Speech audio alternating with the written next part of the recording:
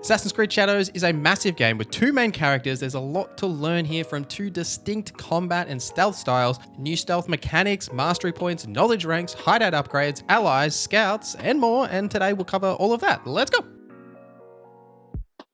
Let me know who you're playing as, Naoe or Yasuke. Speaking of Naoe and Yasuke, we'll start with some Naoe tips, we'll get into some Yasuke. So Naoe is more of your traditional assassin, filling in a shinobi role here in Assassin's Creed Shadows. Now there are new mechanics that Naoe can use, namely light and proning. Now both of these are quite useful. Light, for example, will essentially just allow you to walk around camps in the middle of the night as long as you destroy any of the lights that are around, because you'll still technically be invisible, so you don't have to worry about sticking to the shadows or hiding in grass as you typically would in these games. Now proning is also more valuable than you might think. You can prone under buildings, you can prone in grass. It's also an easy way to hide, just like over a lip of like a ledge or a roof. Sometimes you'll be like crawling across like a roof or a fence, and if you prone on that, you'll sort of be able to hide under the ledge so guards can't see you. I've used this a ton of times, and it's always a good habit to get into, is when guards almost see you, is to immediately drop in prone, as they might actually lose sight of you. Now Naoe has a fair few weapons available in her kit, but they're all got different strengths. Like the katana is just your typical solid all-around weapon. The kusarigama, for example, is actually much better at AoE attacks, especially when you hold down that right trigger, that heavy attack, to do like that massive swing. This will hit most enemies that are near you. Fantastic for Naoe because she can get in trouble when you are surrounded by enemies, as she's not great in open combat compared to Yasuke. The Tanto has several strengths, namely being able to apply status effects very quickly. So if you've got a poison weapon or a bleed weapon, you can apply this quickly with the Tanto, but mostly for double assassination. Now there's an ability in the assassin line for Naoe called double assassination. If you have a Tanto, you'll be able to assassinate two enemies standing next to each other. Funnily enough, you will often find two enemies standing next to each other, so this is absolutely well worth having. Now Naoe also has access to a stance change when mounted on her horse. This allows you to immediately jump off the horse and combo that into parkour, so you don't have to hit the ground first and then start climbing. You can just flow into that much nicer. Naoe is all about that flowing into parkour and zooming around because you've got the grappling hook and that extra speed. Now speaking of Naoe's assassination abilities, it's the main line that you want to focus on for her mastery skills, especially if you enjoy that stealth gameplay, increasing the amount of health segments that she can remove with the assassination damage passives. And then I would be focusing on the tools line to unlock Naoe's tools, as you'll definitely want access to these as early as possible. You only get the kunai by default, but the smoke bomb is fantastic to use in combat if you do get caught, because you can smoke bomb the ground, enter stealth immediately, and assassinate enemies. The shuriken is a good way to stun enemies or just like briefly knock them back, but the shinobi bell is fantastic to get the attention of enemies to face a certain way, as sometimes they might be blocking a doorway or just facing a way that you don't like. You can use that to change their direction. Yasuke has a lot going for him in combat. Now something I noticed with Yasuke, but it does actually work with Naoe as well,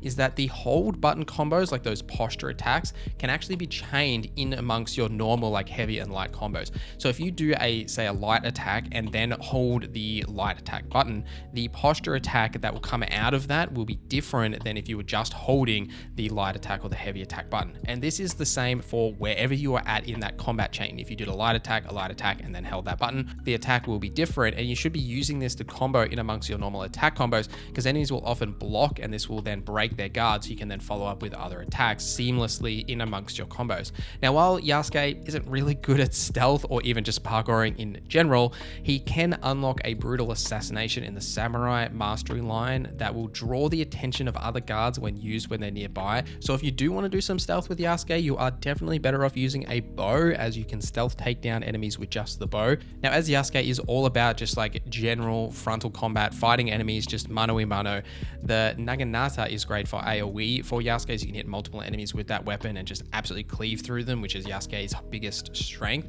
Now for Yasuke's mastery, once you have unlocked that brutal assassination skill in the samurai line, I would mostly be focusing on the two weapons that you have in your loadout and upgrading those two weapons, as mostly with Yasuke it's just all about combat. So the more effective you are with the two weapons that you are using, but I typically have been running a melee weapon and a ranged weapon with Yasuke, you'll definitely see great success in combat. The mastery and the abilities are the main things that you need to pay attention to for progression in Assassin's Creed Shadows for both characters. Something to note here is that your character level and your mastery path they're actually separate things. Your character level will increase by gaining XP, by completing quests, defeating enemies, all that typical stuff that you would expect, and this will increase your base stats, your HP mainly, but this is for both Naoe and Yasuke, as they do have the same level, but their max health and their base stats are actually different. You can view this on the inventory screen, along with how much XP you need to actually level up again. You'll also gain a mastery point when you level up, which can be used to purchase abilities, passive or active.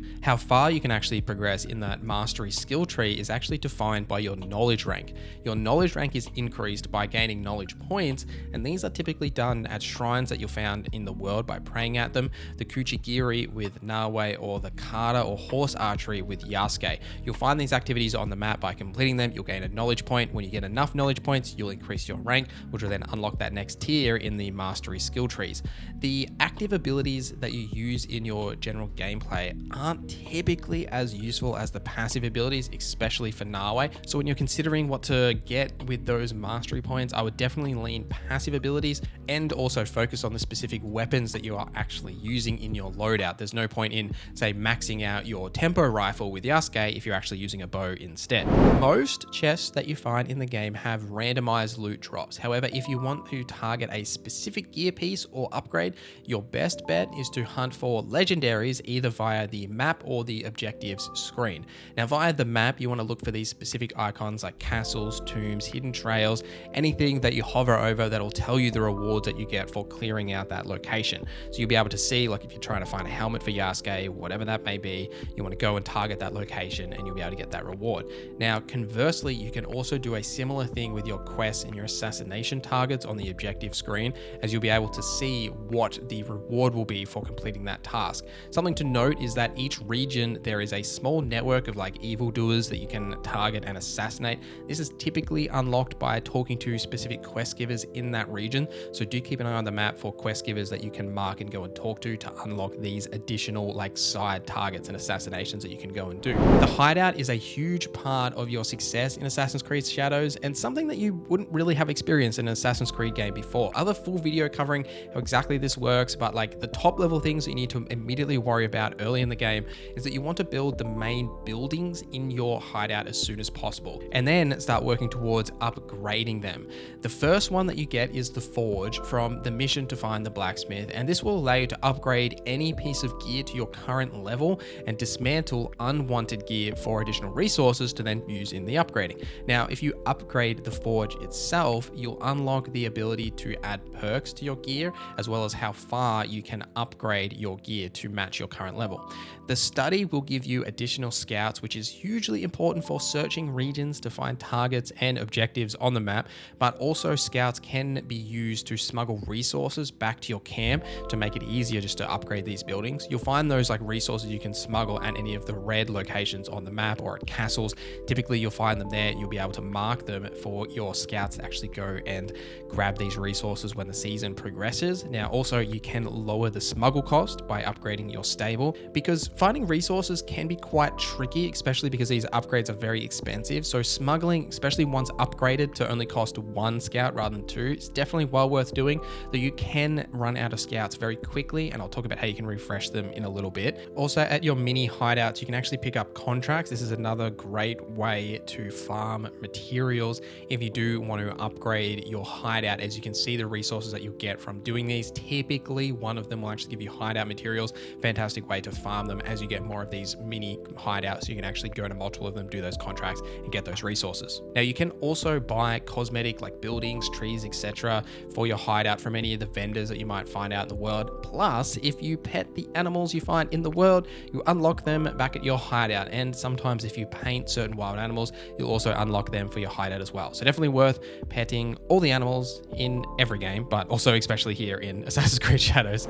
So speaking of those scouts, by the way, like scouts are a big resource that you'll use in Assassin's Creed Shadows for a lot of different tasks, but the main reason you'll use them is to locate objectives on your map screen. Essentially, with like every objective in the game, you'll get some rough clues around where you can kind of find it on the map, and then by using these scouts, you can actually pinpoint that exact location. You will run out of scouts very quickly as you mark objectives on your map, especially if you like struggle to find the location, which has definitely happened to me several times. But it is possible to refresh your scouts outside outside of just the season progressing, either at your hideout or the mini hideouts that you can purchase once you have cleared through a region. You'll be able to click on these locations and spend a little bit of currency, it's 200 mon, to be able to refresh your scout. This is super cheap. You will gain a ton of mon very quickly.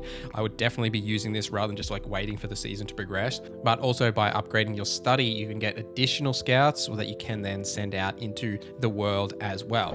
Now, something that'll happen mostly with Yasuke, but occasionally with Naoe, is you might actually set off an alarm at a camp. What this will do is add a wanted status to that specific character. This will increase the difficulty for that region until the season progresses.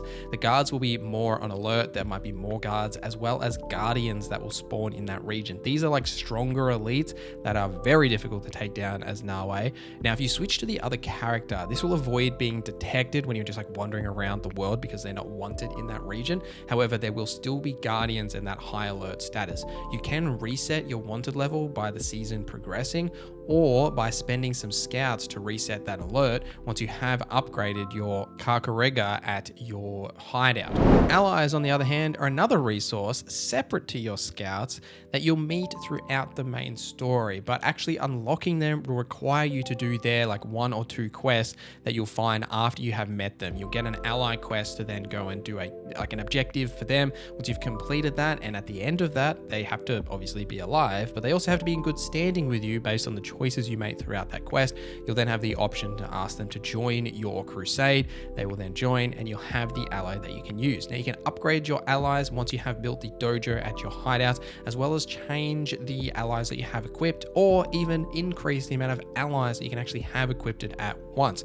So well worth doing, because allies can make such a difference to your overall combat ability. Say, for example, with Naoe, having the option to summon someone that's good at combat, because Naoe does struggle in that regard, or for example, summoning a stealth ally to help with Yasuke to say stun the guards so you can get a couple of brutal assassinations off without triggering the alarm in that location. One last thing about the hideout is that there are shrine buffs that you can find out in the world that will give you temporary buffs to specific stats or critical hit chance, whatever that may be. But there is one at your hideout. Once you do go back to your hideout, head to the right. It's just down on the path there. This will actually increase your max HP for a period of time. Fantastic to do every time you go back to the hideout, especially for Naoe because of her lower amount of health compared to Yasuke. But that's everything I have for you today. Let me know anything I've missed in the comments down below. Any other videos you'd like me to make for Assassin's Creed Shadows. Thank you guys for watching this video till the end. Thank you to our members for supporting the channel. My name is Naoe, and I hope you have a great day.